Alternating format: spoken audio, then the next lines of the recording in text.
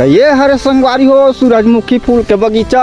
हम ललिता दीदी घर के और एक ठन मुरझावत है और एक ठन उघावत कथे तीसने भोर पर सब जन मुँह थोथनल उघाड़ा थे और सामने चलथन ओ कथन गमे तो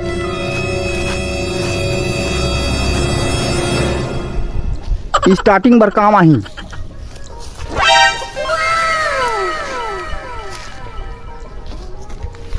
इधर मोलैका हाय रे